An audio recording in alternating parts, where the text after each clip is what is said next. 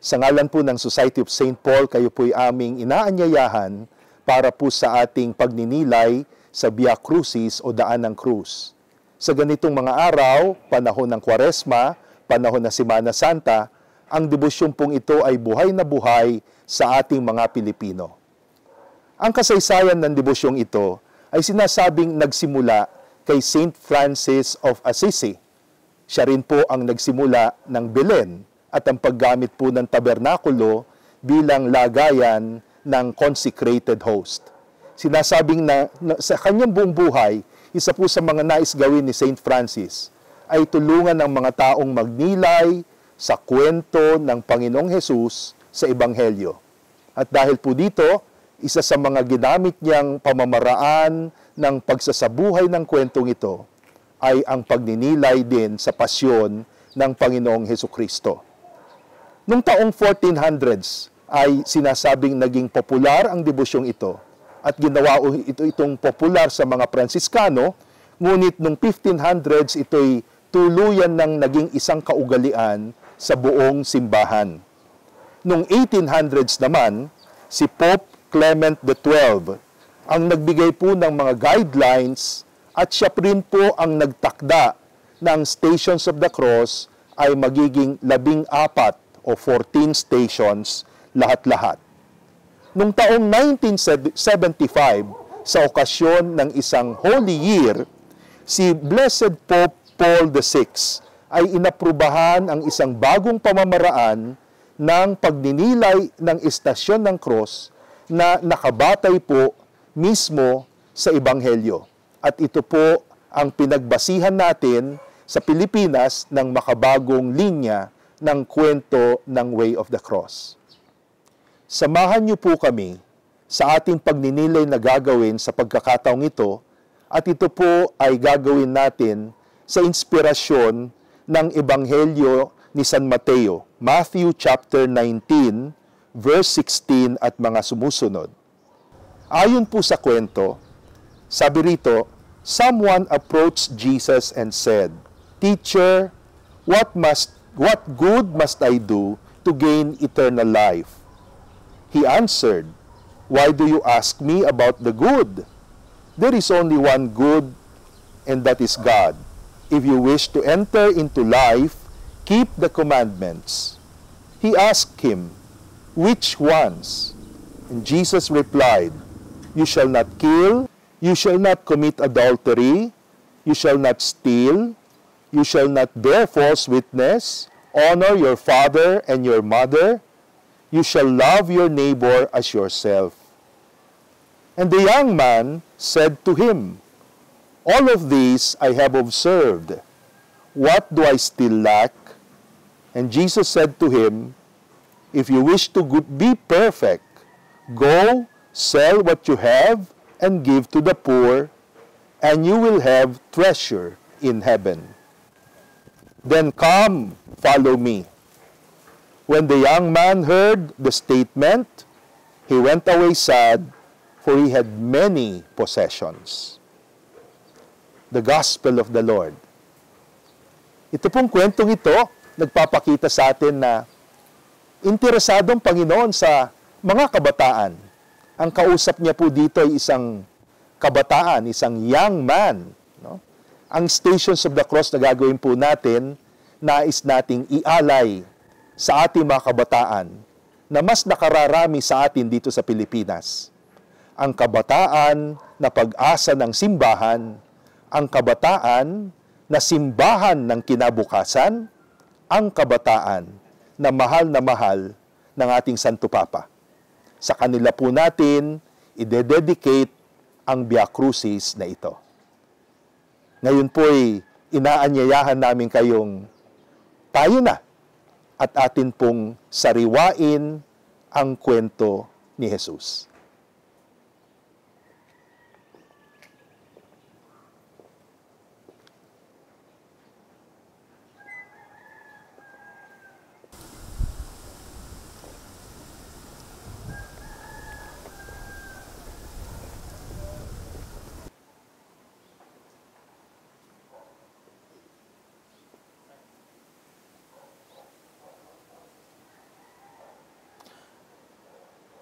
Ang daan ng krus ay hindi lamang po ang kwento ng pagliligtas sa atin ng Panginoong Hesus. Kung hindi, sabi natin, ito ang kwento ng pagliligtas ng Diyos sa atin. And so the way of the cross, my dear brothers and sisters, is the way of the Trinity. In fact, sa kwento po ng krus, kausap ni Jesus ang Ama mula sa kanyang krus. At mula sa krus din naman, ibinigay ni Jesus ang kanyang banal na spiritu. And so as we begin our way of the cross, let us pray to the Trinity, the Father, the Son, and the Holy Spirit. Loving Father, Father of Jesus and our Father, you have made us, even in our human frailty, you have made us your image and likeness. You have made us for you, and our hearts are restless until they rest in you. We then praise and thank you, because in the fullness of time, you sent your only begotten Son, Jesus, to be our life, our truth, our way back to you. Lord Jesus Christ, thank you for giving us the grace to be your disciples and friends through our baptism in your holy church. Lead us back to the Father through your way. Let us follow you in the manner you will when you said, if you want to be my disciples, deny yourself, take up your cross, and follow me. Holy Spirit, the abiding love of the Father, you were upon Jesus from his birth, in his ministry, and until his last moment on the cross. Inspire us in a special way as we meditate on the way of Jesus, which is the way of the cross. Empower us to follow him more closely, even as we love him more dearly. Empower us to take up our own crosses in life, and so come to share the glory of him who is risen forever and ever. Glory be to the Father, and to the Son, and to the Holy Spirit, as it was in the beginning, is now, and will be forever and ever. Amen. Gaya po ng ating sinabi sa panimula ng ating Way of the Cross, ang Way of the Cross po nating gagawin ay kasama ang kabataan. Ang kabataan na kinabukasan ng simbahan. Ang kabataan na simbahan ng kinabukasan. Sasamahan po tayo ng ating kaibigan na si Christine. Magandang araw, Christine. No? Mabutit pwede ka ngayon at magninilay tayo sa Way of the Cross. No?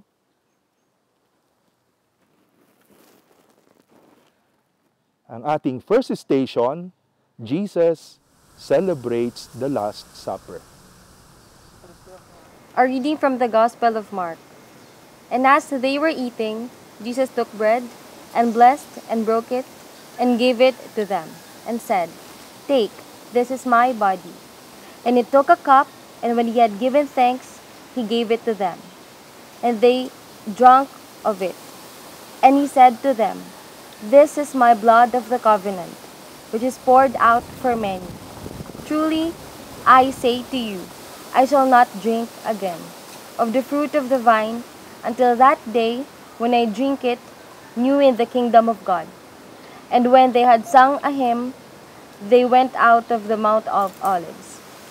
Alam mo, Christine, yung binasa nating kwento about the Last Supper, kwento ito ng magkakaibigan, no? Sabi nga ni Jesus sa kanyang mga alagad, I no longer call you servants. A servant does not know what the master is doing. I call you friends. At sa magkakaibigan, napakahalaga yung memories, di ba? Yung alaala. Pag magkakasama kayo, yan ang binabalik-balikan nyo eh. Pinagkwekwentuhan nyo yung alaala. Pero maliban doon, kadalasan pag magkakaibigan, may mga iniiwan na mga symbolism ng alaala. Meron akong nakitang kabataan, ang dami nakatali dito ng mga, tali talaga. Sabi ko, ano ba yan? Pati pagligo mo, nakatali. Sabi niya, Father, ano yan? Bonds of friendship yan, no? So, palagi ko, dapat ang tingin natin sa Blessed Sacrament, sa Eucharist, ganito, no? Jesus is leaving us a bond of friendship. Nais niya na yung pakikipagkaibigan na sinimulan niya sa kanyang pagkakatawang tao ay hindi masira sa kanyang pagkawala sa mundo. No? Kung hindi, that we will continue to remember that friendship with the Lord. No? So siguro, with that in mind, let us now pray together. Our prayer.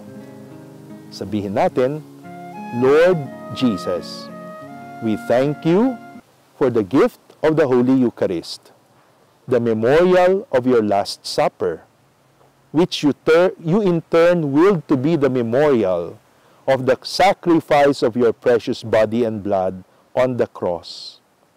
Let your abiding love and your healing presence flow to us from this Eucharist. We pray for your children who receive the sacrament in First Communion, for the youth who come to this sacrament amidst their own experiences of transitions in life. We pray for couples who receive the sacrament at the beginning of their marriage life, for the sick and the dying who feed on this sacrament in Viaticum. Console everyone with the same peace and mercy you imparted to the apostles at the holy table on the eve of your passion. Amen. Jesus crucified, Have mercy on us. Immaculate and Sorrowful Mother Mary. Pray for us.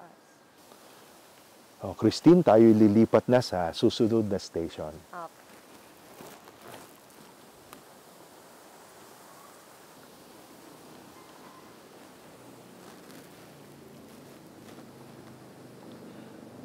The second station, Jesus agonizes at the garden. A reading from the Gospel of Luke. And he came out and went, as was his custom, to the Mount of Olives, and the disciples followed him. And when he came to the place, he said to them, Pray that you may not enter into temptation. And he withdrew from them about a stone's throw, and knelt down and prayed, Father, if you are willing, remove this cup from me. Nevertheless, not my will, but yours, be done. And there appeared to him an angel from heaven, strengthening him. And being in agony, he prayed more earnestly. And his sweat became like drops of blood falling down upon the ground. And when he rose from prayer, he came to the disciples, and found them sleeping for sorrow. And he said to them, Why do you sleep? Rise and pray, that you might not enter into temptation. Ano kaya yung pinaka-mabigat na decision na nagawa mo na, Christine?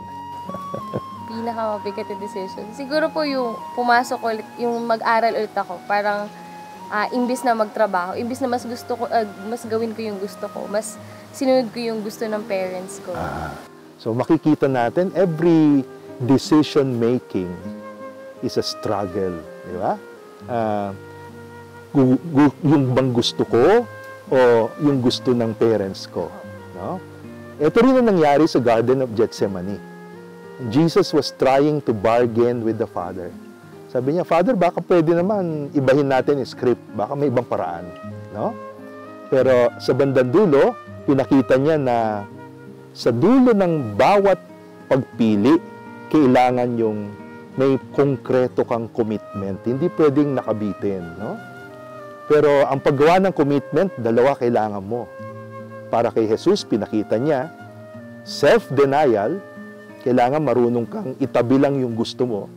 Tignan mo rin yung pananaw ng iba, yung kabutihan ng iba, at maliban dyan, ay kailangan ng pananalangin, di ba?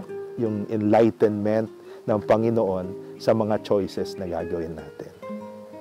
So siguro yun ang ating ipanalangin, no? Sa station na ito. Lord Jesus, in your humanity, you teach us life is a struggle. It is a struggle to do what the Heavenly Father wills, rather than what is easy and convenient for us. It is a struggle to pray and trust in God, rather than wallow in our sorrow. Pour upon us your Spirit in prayer. Teach us to pray with perseverance, discernment, with obedience, with heartfelt submission, and filial trust. Send us your divine assistance, that we may follow your example of faithfulness. Amen. Jesus crucified, Have mercy on us. Immaculate and Sorrowful Mother Mary, Pray for us.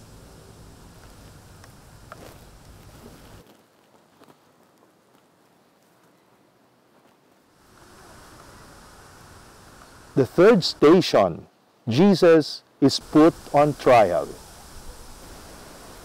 A reading from the Gospel of Luke. When day came, the assembly of the elders of the people gathered together, both chief priests and scribes. And they led Jesus away to their council. And they said, "If you are Christ, tell us." But he said to them, "If I tell you, you will not believe.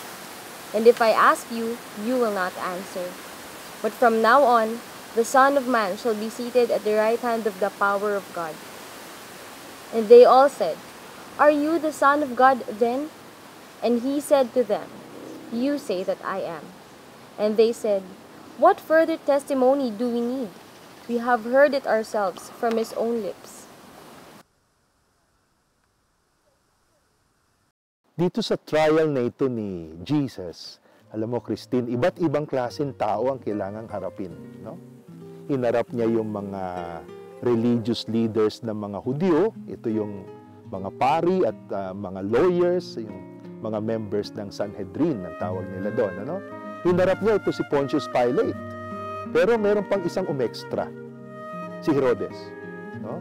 Kailangan din siyang humarap at ilitisin sa harap ni Herodes.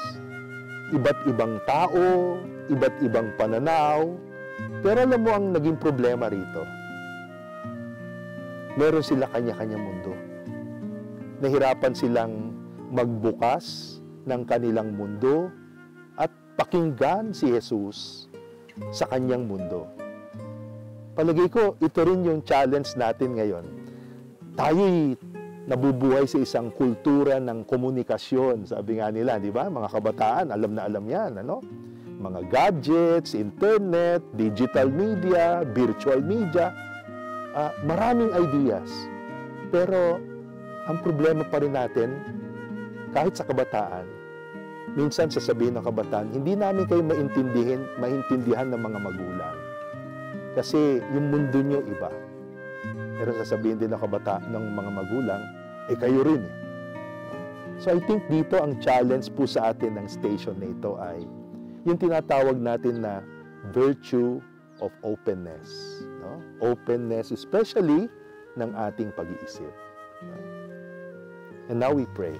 Lord Jesus, pride and prejudice killed your truth. More than that, the obstinacy of the Jewish leaders made them unteachable and unrepentant. No wonder. You thought that all sins can be forgiven, except the sin that is against the Holy Spirit. The Holy Spirit teaches us all things about you, reminds us of all your teachings, and convicts us of our sins. But pride, prejudice, and our obstinacy do blind and harden our hearts and minds. Jesus, in our sinfulness, keep us within the reach of your grace and of your enlightenment. Amen. Jesus crucified, Have mercy on us. Immaculate and Sorrowful Mother Mary, Pray for us.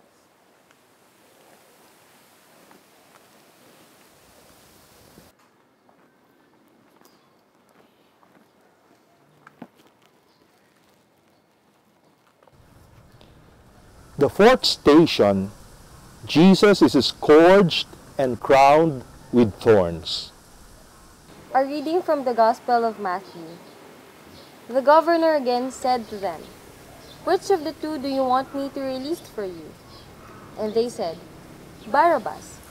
Pilate said to them, "Then what shall I do with Jesus who is called Christ?" They all said, "Let him be crucified." And he said, "Why? What evil has he done?" But they shouted all the more, "Let him be crucified." So when Pilate saw that he was gaining nothing, but rather that a riot was beginning, he took water and washed his hands before the crowd, saying, "I am innocent of this righteous man's blood. See to it yourselves." And all the people answered, "His blood be on us and on our children." Then he released Barabbas, and having scourged Jesus, delivered him to be crucified. Then the soldiers of the governor took Jesus into the praetorium, and they gathered the whole battalion before him. And they stripped him, and put a scarlet robe upon him, and plaiting a crown of thorns, they put it on his head, and put a reed in his right hand. And kneeling before him, they mocked him. And they took the reed and struck him on the head. And when they mocked him, they stripped him of his robe, and put his own clothes on him, and led him away to crucify him. Etong ating estatwa sa likod, Christine, ay isang simpleng paglalarawan sa isang eksenang ito. Pero alam niyo, itong statwang ito, medyo hindi pwede natin i-compare sa kwentong binasa mo. Di ba? Talaga sobra-sobra yung ginawang pahirap kay Jesus. Sabi nga sa banal na kasulatan, hindi mo makikilala ang pagmumuka ng isang tao. And ang tanong paano nangyari yun? No? Paano naganap yun? Paano nagawa nitong mga kapwa-taong ito, mga soldiers, na paglaruan si Jesus na walang kalaban-laban at grabe ang ginawa sa kanya? And ang sagot ng maraming Bible scholars, sabi nila, kasi itong mga sundalong ito nasanay na sa sa dugo. No? Bloodthirsty. Nasanay na sa dugo.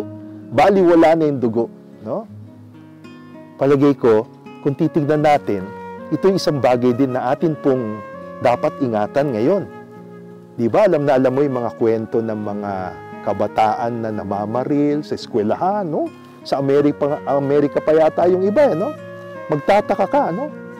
Anong nagbigay ng ganong imahinasyon sa kabataan na gumawa ng ganong klase na pagbabarilin lahat ng kaklase, etc. And sabi nga nila, ang mundo natin nasanay na rin kasi sa violence, no? Violence sa TV, violence sa pelikula, violence sa games, di ba? Yung mga computer games, no? Talagang kung humawak yung mga kabataan ng joystick, kala mo, simple lang So ang mundo para sa kanila, parang joystick ng isang labanan sa computer. I think that is something that we have to pray for, no? Tayo po ngayon manalangin. Lord Jesus, we boast of being civilized and sophisticated, but we are a bloody people. We protest against the crimes and violence committed in our streets, but we also cry for the death of our enemies. We are no better. We sacrifice the unborn at the altar of progress. We mock and strip persons of their good name in our quest for bloody justice.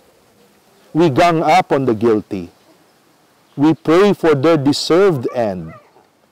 Teach us, Jesus, how to be gentle, meek, and compassionate in all circumstances. Amen. Jesus crucified. Have mercy on us. Immaculate and sorrowful Mother Mary, Pray for us.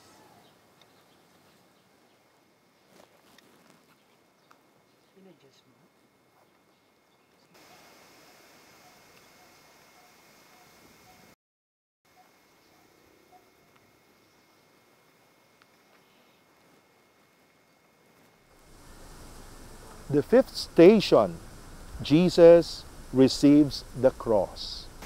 A reading from the Gospel of John. Now it was the day of preparation of the Passover. It was about the 6th hour.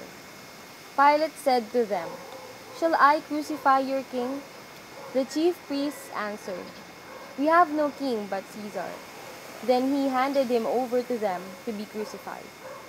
So they took Jesus, and he went out, bearing his own cross, to the place called the Place of a Skull, which is called in Hebrew Golgotha.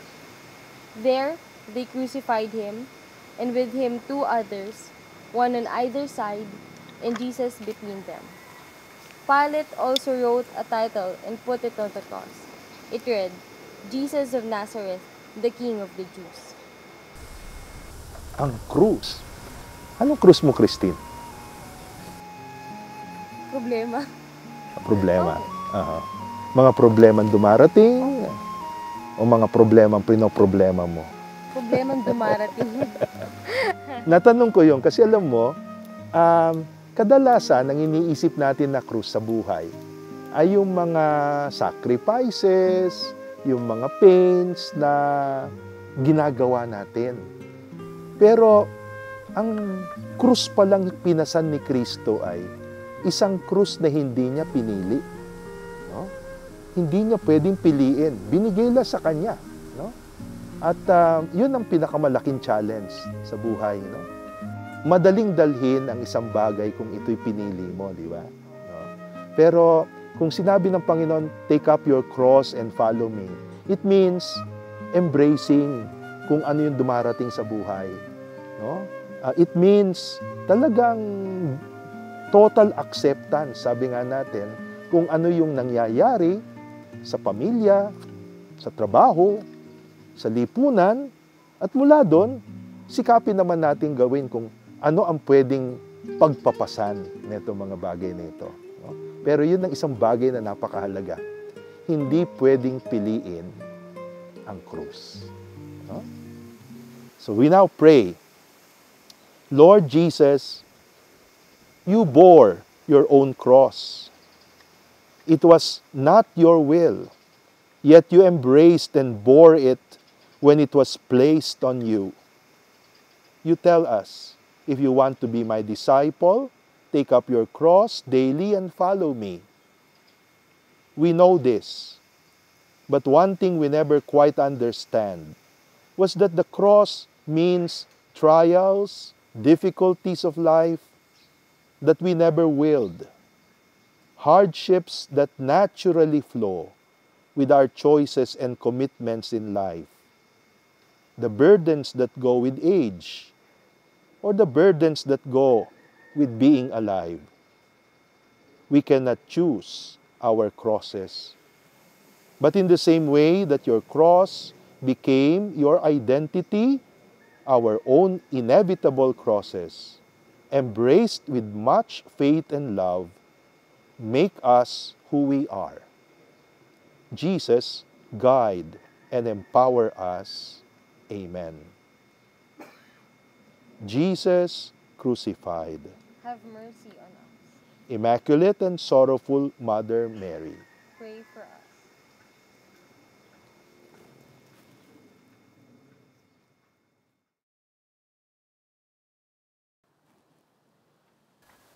the sixth station, Jesus falls under the weight of the cross.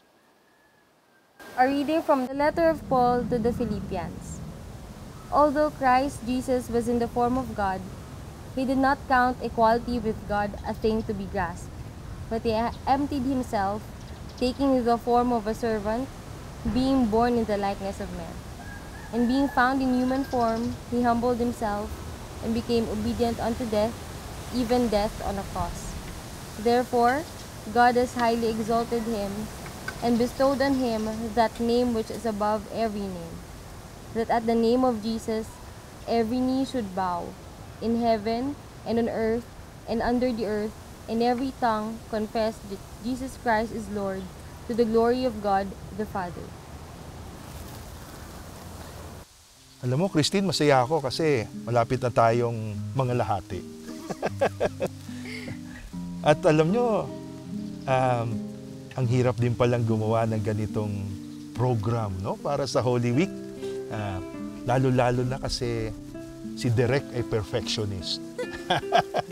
Pero nasabi ko ito, alam mo kasi, ito rin yung palagay ko napakagandang kwento netong falling on the weight of the cross, no?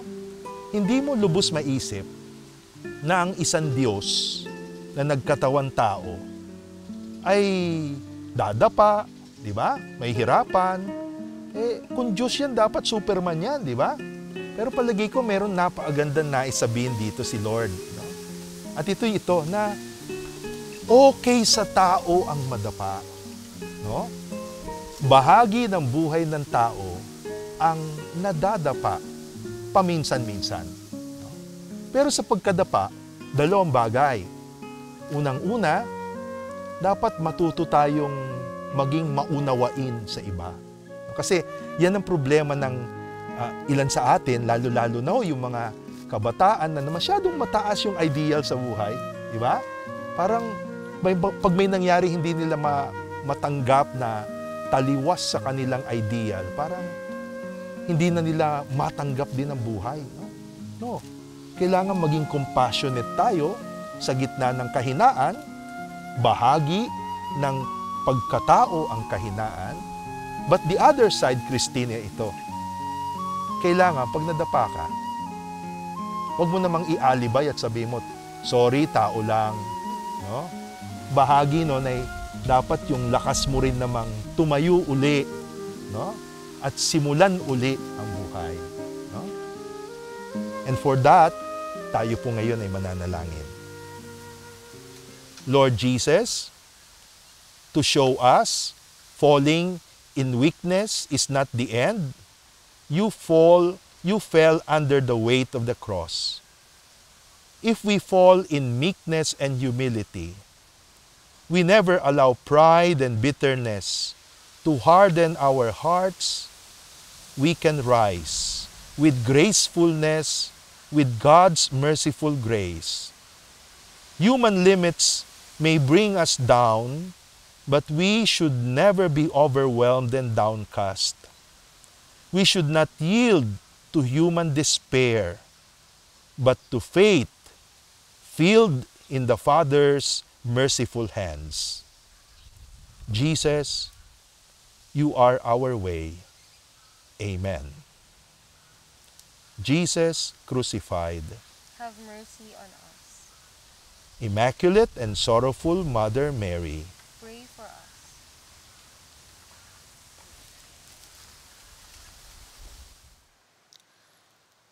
The seventh station, Simon of Cyrene carries the cross of Jesus.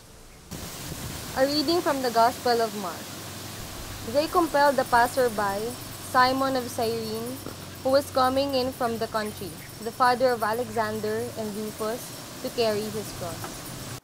Habang pinapakinggan yung storyang yan, Christine, ang pumapasok sa akin yung isang word na madalas nating gamitin ngayon. Yung salitang dedma. Dedma. Pag hindi mo gustong isang tao, dedmahin mo. Kung hindi mo kursunada yung gawin niya, dedmahin mo. No? Kaya nga sabi ni Pope Francis doon sa kanyang message, sabi niya, isa sa mga malaking hamon natin ngayon sa mundo ay yung tinatawag natin na globalization of indifference. Diba? Dumadami, nagiging universal, mas marami ang gumagawa ngayon ng bagay na ganyan. Yung walang pakialam. No?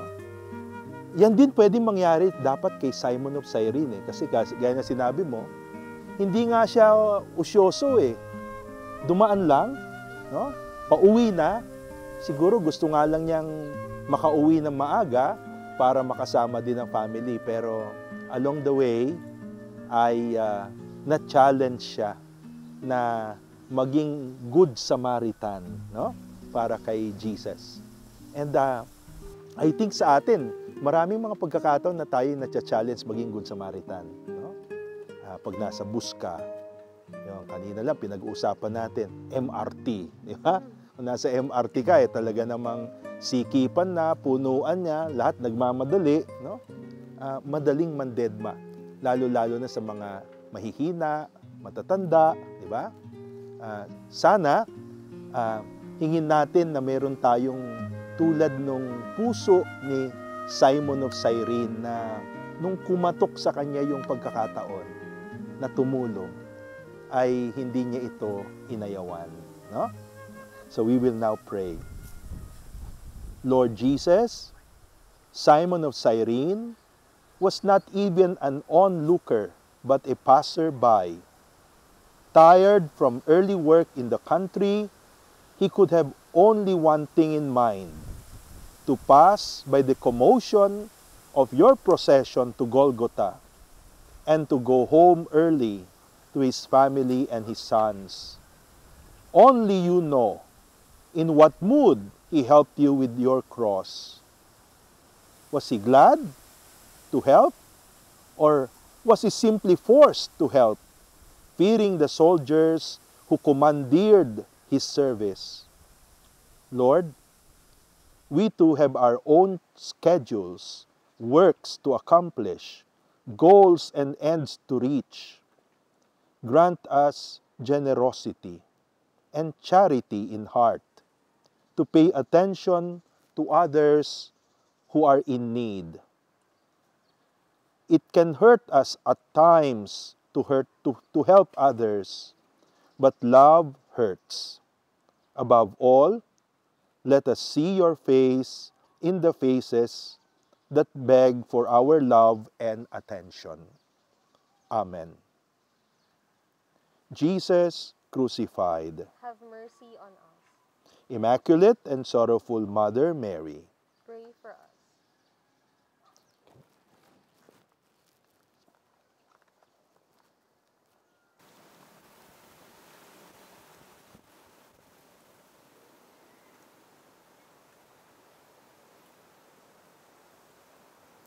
the eighth station, Jesus meets the women of Jerusalem. A reading from the Gospel of Luke. And there followed him a great multitude of the people, and of women who bewailed and lamented him. But Jesus, turning to them, said, Daughters of Jerusalem, do not weep for me, but weep for yourselves and for your children. For behold, the days are coming when they will say, Blessed are the barren, and the wombs that never bore, and the breasts that never gave suck. Then they will begin to say to the mountains, Fall on us, and to the hills, cover us. For if they will do this when the wood is green, what will happen when it is dry? Dito po sa Station of the Cross na ito ng pagtatagpo ni Jesus at yung mga babae sa Jerusalem, makikita natin na inilalarawan dito yung isang bagay na palagay ko hanggang ngayon nagaganap din sa atin. Yung bang madali mong tignan yung kwento ng iba. No? Madali kang makialam sa iba. No? Kapitbahay mo, no? Ganito sila, ganyan sila, buti pa tayo, ganito tayo. At least mas maganda buhay natin. No? We love to compare yung sarili natin sa ibang tao. And so doing, minsan, ang nakikita natin yung kamalian nila, yung kahinaan nila. And we fail to see na ako rin, I have to be honest with myself. So siguro ito yung magandang ipag-pray natin na grace dito sa station na ito. No? Sabi nga ni Lord, look at yourself. No? Weep for yourself. Tignan mo sarili mo. Kasi sayang naman kung yung iba nagbabago, tapos ikaw naman ang maiiwan. Di ba? No? So we will now pray together. Lord Jesus, it is so easy for us to be so concerned about other people's needs as did the women. Of course, you appreciate this act of charity and compassion. Empathy is a virtue. However, you reveal to us, Jesus, let us not forget our own selves, our own needs, especially our need in order to order our lives. We cannot simply aim to help others transform their lives. We must transform also ourselves. The journey begins with us. We remember your word, Jesus. You said, before you remove the speck in others' eyes, you have to remove the plank in your own eyes. Amen. Jesus crucified, Have mercy on us. Immaculate and Sorrowful Mother Mary, Pray for us.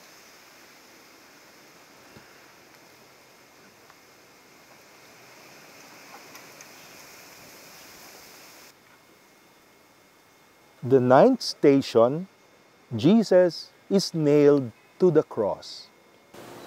A reading from the Gospel of John. Then Pilate handed Jesus over to them to be crucified.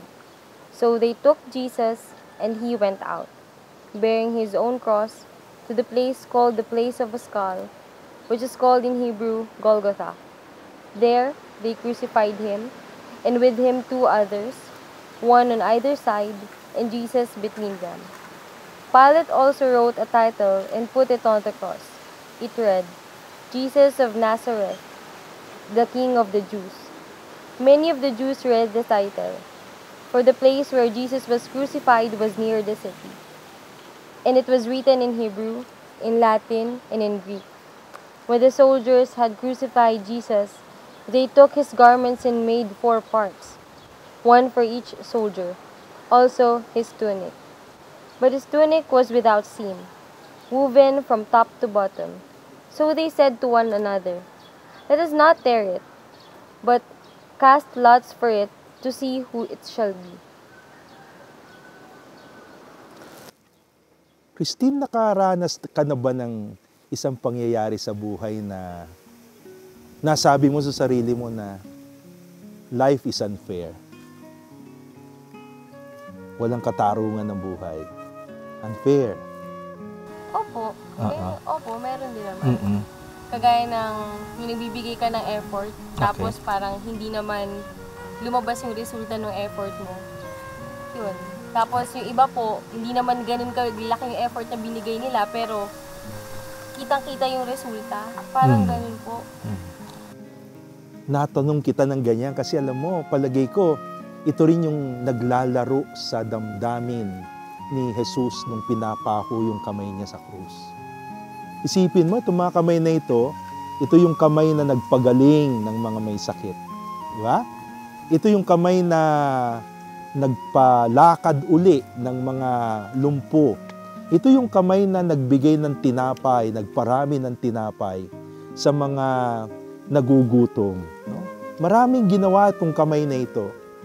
Pero ngayon, itong mga kamay na ito pinapako. No? And palagay ko maraming kabataan yun na feeling din. Ano?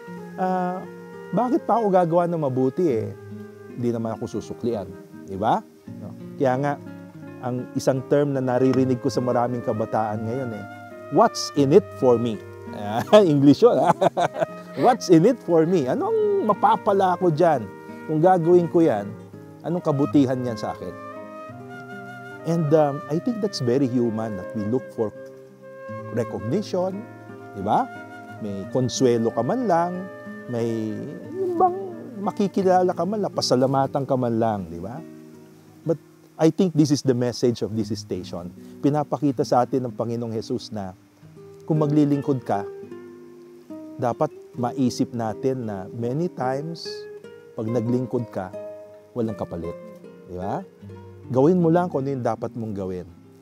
Meron nga isang quotation, anyway, di ba? Yan, no? So, people may be like this and like that, but anyway, kailangan gawin mo yung dapat. Di ba? So, let's pray for the courage na ganito sana tayo sa ating buhay. Lord Jesus, while hanging on your cross, you were mocked as King of the Jews before your fellow Jews, before the Greeks and the Romans. But with this, you make us realize that to save us, you had to be stripped of glory, be naked of any human dignity, be seen in shame and ignominy. Cure, O Jesus, our oversensitive selves that are so easily discouraged by insinuations and intrigues.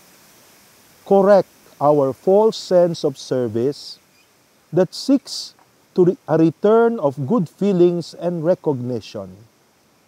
Mold us in your way of service that is not afraid to face sufferings, failures, vulnerability that is connected with our humanity. Amen.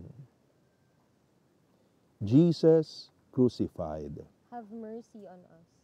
Immaculate and sorrowful Mother Mary, Pray for us.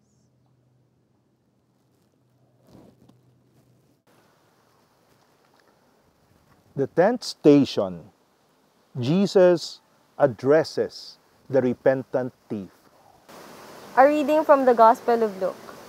One of the criminals who were hanged railed at him, saying, "Are you not the Christ? Save yourself and us." But the other rebuked him, saying, "Do you not fear God, since you are under the same sentence of condemnation? And we indeed justly, for we are receiving the due reward of our deeds. But this man has done nothing wrong."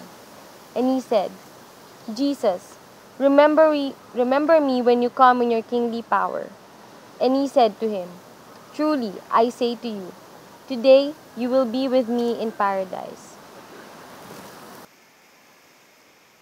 Magandang imagine natin yung nangyayari sa puntong ito sa Kalbaryo, sa Golgota, no? Si Kristo nasa mga sandali na ng kanyang hindi lamang paghihirap, kung hindi agony, no? Mga huling sandali. And narinig niya itong taong ito na kriminal, sabi dito, thief, no? Nagmamakaawa na siya ay pakinggan, alalahanin siya, no? Huwag siya isa-isang tabi. Alalahanin siya, bigyan siya ng panahon. Christine, kung ikaw may sakit, o halimbawa ikaw may ginagawang assignment sa school, yan, no? Naghahanda ka sa exam, naistorbo ka ba? Opo. Talaga? Opo. Okay na sa'yo istorbohin ka? Hindi okay, pero nagpapaistorbo. Ayun, hindi okay, pero nagpapaistorbo ka. No? Para pag, kung ikaw masusunod mo, ayaw mo sana istorbohin ka. No?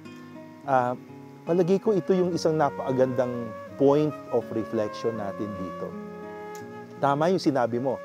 Kapag ang isang tao, isang kabataan, merong dinaramdam, may problema, no? O busy sa assignment, o busy sa computer, o ano paman, ang gusto natin, akin muna ito, di ba? Oras ko muna ito, intindihin ko muna sarili ko, tabi ka muna. Ito yung nais sabihin sa atin ng Panginoon mula sa krus, no? Ang isang tunay na Kristiyanang tagasunod niya, hindi idadahilan ang kanyang kalagayan, no? At tama nga, sabi mo masakit, pero kailangan merong palaging room for others. Yan, no? Naalala ko yung palaging sinasabi ni Pope Francis. Sabi niya, wag mong hayaan na yung mga tao ay nasa tabi-tabi lamang, that they become people in the periphery, no? They become people on the edges. Ang isang Kristiyano, kahit yung mga nasa tabi-tabi, may panahon siya. No? We now pray. Lord Jesus, even in your pain and sufferings, you never close the door on anyone. You always had room for another. You never allowed another's checkered past to be the sole basis of your judgment. You search the person's heart for his sincerity. Impart on us, Lord Jesus, the great love that is in your heart. Following your heart, may our hearts overflow always with goodwill, forgiveness, mercy, and compassion that is ready to minister to all. Amen. Jesus crucified. Have mercy on us. Immaculate and Sorrowful Mother Mary, Pray for us.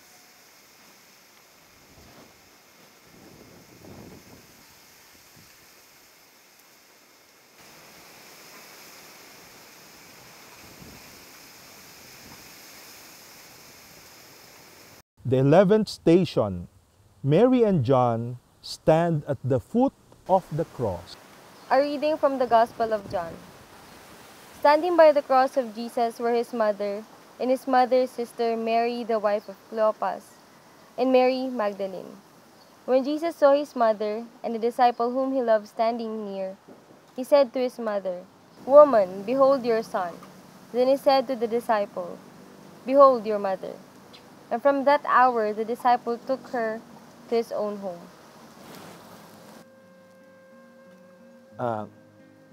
Christine, mamili ka.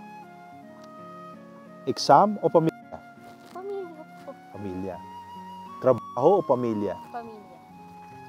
Boyfriend o pamilya? Pamilya po. Asawa o pamilya? Pamilya po. Kung titignan natin ang kwentong ito sa Way of the Cross, alam niyo, nakaka-strike sa akin dito ay, ito yung moment, ito yung the great moment ni Jesus. The great performance ng kanyang buhay. Dito niya iniligtas ang tao. Ito yung center ng kanyang gawain. Ano? And yet, sa gitna ng lahat ng ito, may puwang para sa kanyang nanay. Di ba? No? May special moment para sa kanyang nanay. Hindi niya inignore ang nanay niya. Tinanong ko sa iyo yung mga questions na yan kasi palagay ko kung minsan maraming kabataan ngayon medyo nahihirapan. Di ba? Pag tinanong mo ng ganong tanong, sabihin na, exam kasi kailangan ipasa ko to. Di ba? Pwede maghintay ang pamilya. Di ba? Yung trabaho, at maintindihan naman ako ng pamilya ko kasi yung trabaho ko para sa pamilya. Di ba? Marami tayong pwede maging dahilan. But I think dito, ang binibigay sa ating pangunawa ng Panginoon ay pwede tayong gumawa ng malalaking bagay na hindi natin ini-ignore yung mga mahahalagang pundasyon din ng buhay natin. Di ba? At bahagi niyan ay family, yung mga taong malapit sa'yo. You can go for success. You can go for achievement in life na hindi mo isinaisang tabi itong mga naging suporta mo sa buhay. Di ba? So, siguro maganda at this point, let us pray for family, for friends, yung mga naging kabahagi natin sa ups and downs ng ating buhay. Lord Jesus, you shared your vision and your mission to the disciples. But specially, you shared your mind and your heart to your Mother Mary, who had always been there. We pray for friends and family members who share our ideas, ideals, initiatives, struggles. We pray, bless these friends and family as you blessed Mary and John. Bless them for the pains that they bore for us. Bless them for their goodwill and goodness towards us. Bless them for the gifts, for the fights they fought for us. Double the joys they shared with us. Amen. Jesus crucified. Have mercy on us. Immaculate and Sorrowful Mother Mary, Pray for us.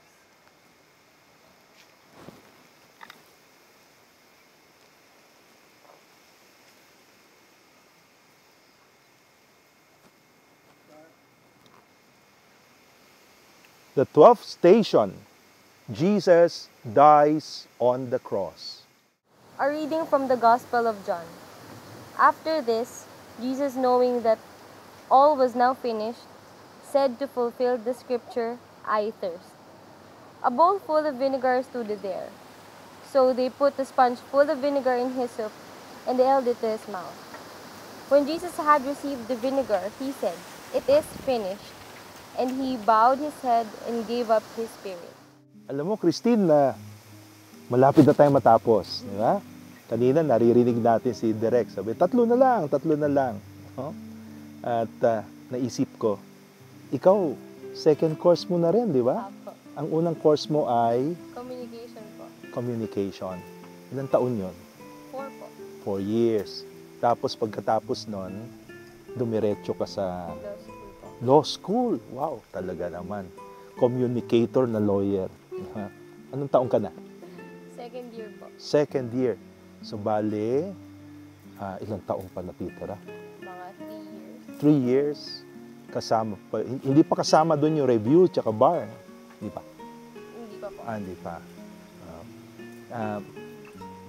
Palagay ko para sa atin, challenge yan palagi, no? Na magsimula ka, tapusin mo. Apo. Di ba? Magsimula ka, yung sinimulan mo na maayos, tapusin mo rin na maayos. Di ba? Itong nangyari kay Jesus sa cross. No? After ng kanyang earthly life at after ng kanyang ministry, after ng lahat ng ginagawa niyang paghihimala at ginawa niyang pagpapahayag ng mabuting balita, ngayon ay natapos na. No? And I think, ito yung ine-echo rin ni St. Paul. Alam mo, si St. Paul, meron siya sulat, sabi niya, I must finish the race. I must have a good fight. I must finish the race. Ang isang taong may pananampalataya, ang isang kabataan na may ideal sa buhay, hindi lang magaling magsimula.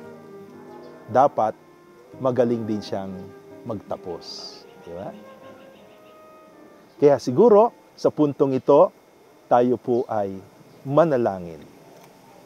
Lord Jesus, your holy cross is the most important sign of our faith. We sign ourselves many times with your cross. We begin our prayers. We embark on our travels. We start our task with the sign of the cross.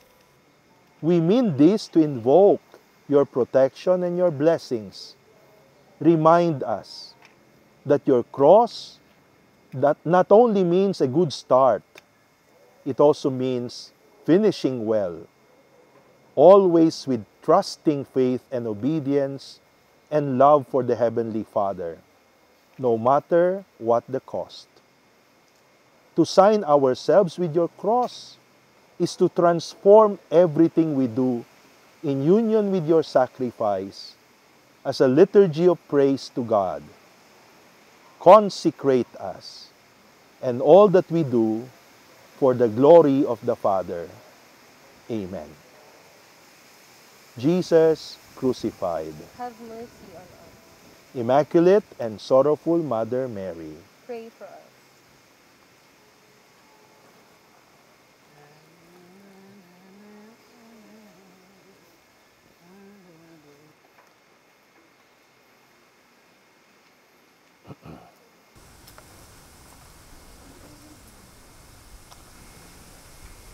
the 13th station, Jesus is laid in the tomb.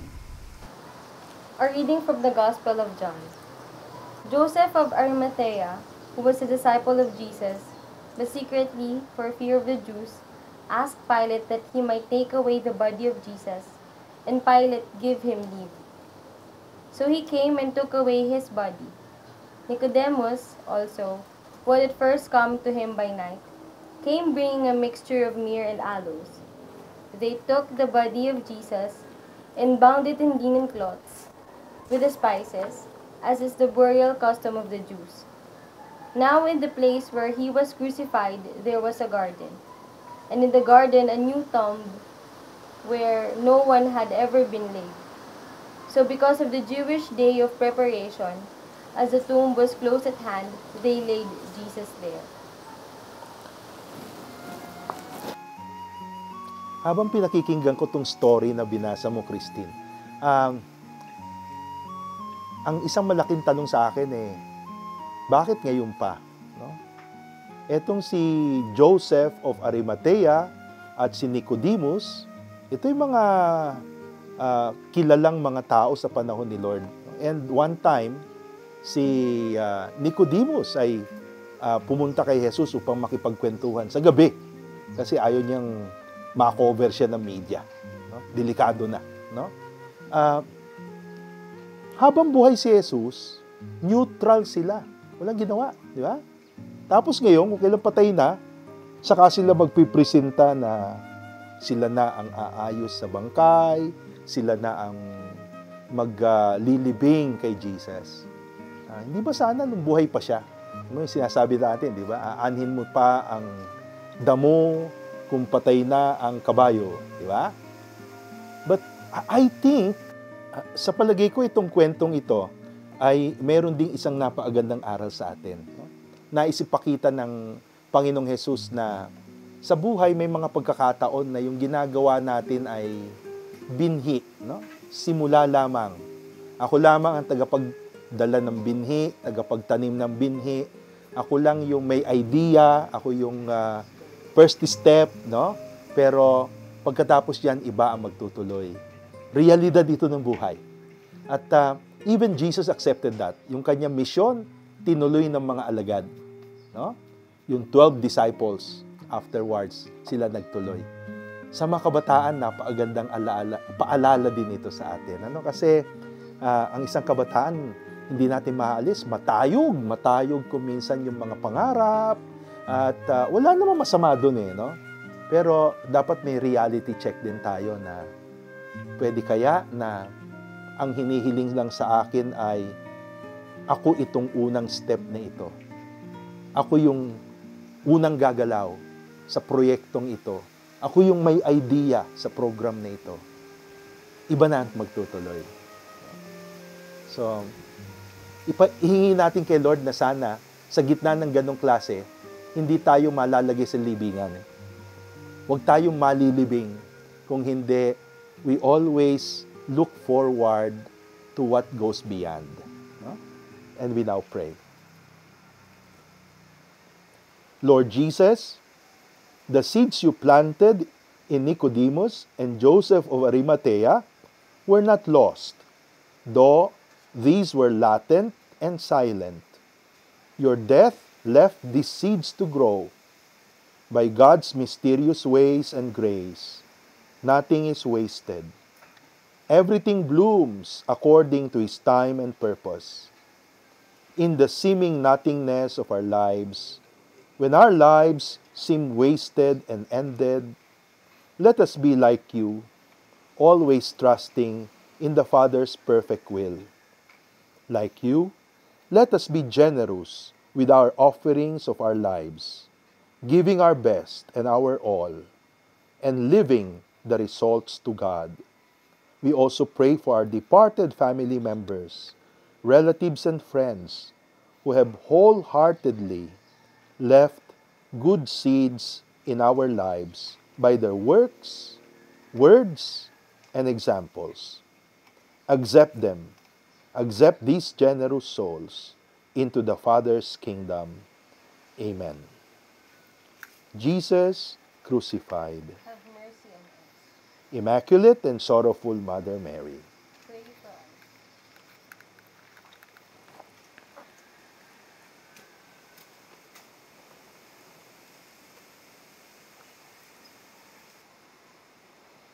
The 14th station, Jesus rises from the dead. A reading from the Gospel of John. Now on the first day of the week, Mary Magdalene came to the tomb early, while it was still dark, and saw that the stone had been taken away from the tomb. So she ran and went to Simon Peter and the other disciple, the one whom Jesus loved, and said to them, "They have taken the Lord out of the tomb." Peter then came out with the other disciple, and they went toward the tomb. They both ran, but the other disciple outran Peter and reached the tomb first. And stooping to look in, he saw the linen clothes lying there, but he did not go in. Then the other disciple, who reached the tomb first, also went in, and he saw and believed. Akala ko lahat magtatapos sa libingan. No? Normal sa tao yun. Di ba?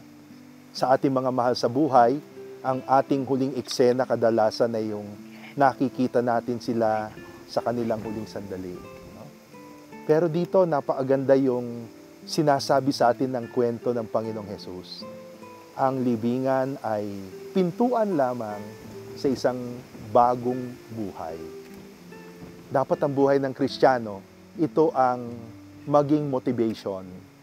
Hindi yung hirap, hindi yung sakit, kung hindi yung inaasahan nating ligaya at yung ating inaasam-asam, no, na bagong buhay.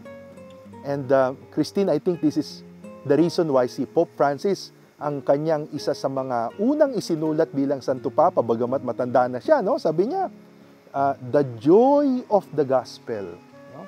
Ang katuwaan ng ebanghelyo. Ang sino mang naniniwala kay Jesus ay hindi pwedeng hindi matuwa. No? The joy of the gospel. Na dapat nandun palagi yung pag-asa, yung pagtingin natin sa mas magandang bahagi ng buhay. No? So, nawa ang kabataan natin palaging gano'n. No? Hindi aapektuhan ng nakikita nilang hindi maganda sa mga marami ng pinagdaanan sa buhay. Di ba? Kung hindi, sana maging palaging fresh yung joy, yung hope, yung love ng kabataan. And together we pray. Lord Jesus, you are the resurrection and the life, the eternal good news. In a world full of uncertainty, fears, unbelief, despair, gloom, war, and pessimism, let us, Christians, be untiring sharers of joy and faith and hope. Make your church forever young with the message of love and life that is greater than anything in this world. Let the power of your resurrection shine through us in our liturgies, in our celebrations in church, in our apostolates, in our coming together in fellowships. Let us praise and give thanksgiving to you always with our lips. Let Alleluia be our life. Amen. Jesus crucified, Have mercy on us. Immaculate and Sorrowful Mother Mary. Pray for us. Christine, maraming salamat sa iyong pakikiisa. No? Alam ko, kinatawan mo ang mga kabataan sa pagninilay na ito. At nawa yung pinagdaanan natin sa 14 na stations na ito, magsilbing pabaon sa buhay. Thank you, Father. God bless you. Opo, God bless you. Iwan na kita dito. Opo, sige. At ngayon po'y atin pong dasalin ang ating dasal ng pasasalamat. Jesus our Master, I, an unworthy sinner, kneel before you in adoration, praise and thanksgiving for your way of the cross. I adore your sacred heart, which has so greatly loved everyone and has not spared anything for us. I believe and I seek refuge in your infinite love for us. I thank you for the great gifts which out of love you gave us, especially the gospel, the Holy Eucharist, the church, the priesthood, the religious life, and the motherhood of Mary for all of us. Above all, thank you for your life. May I live the rest of my days worthily for all you have given. Amen. We now pray for the intentions of Pope Francis. Our Father in heaven, holy be your name. Your kingdom come, your will be done on earth as it is in heaven. Give us this day our daily bread. Forgive us our trespasses, as we forgive those who trespass against us, and lead us not into temptation, but deliver us from evil. Hail Mary, full of grace, the Lord is with you.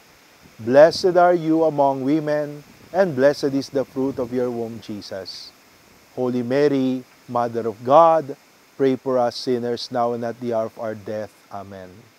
Glory be to the Father, and to the Son, and to the Holy Spirit, as it was in the beginning, is now, and ever shall be, world without end.